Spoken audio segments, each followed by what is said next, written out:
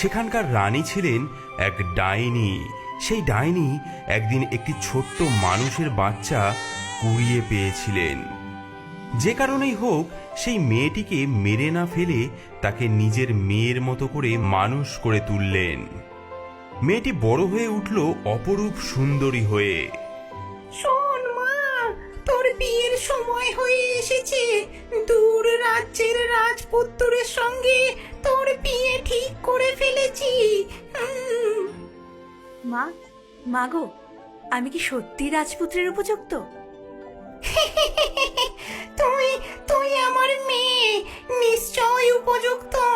তোর সঙ্গে যাবে আমার বিশ্বস্ত রাক্ষসী, সে তোর দাসীর ছদ্মবেশে থাকবে।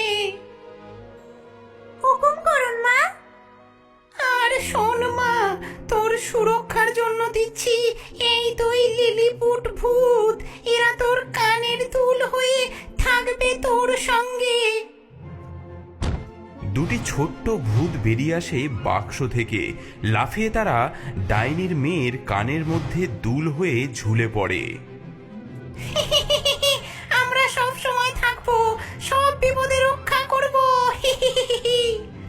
এরা তোর সঙ্গে কথা বলবে শুধু রাতের বেলায়, আর দিনের বেলায় শুধু তুলের মতো ঝুলে থাকবে।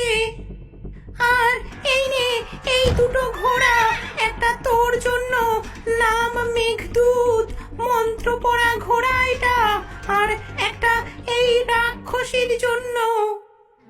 মা, আসছি তবে। কাঁদবি না বাছা আমার, তুই আমার মেয়ে, যা রাজরানী হয়ে আয়।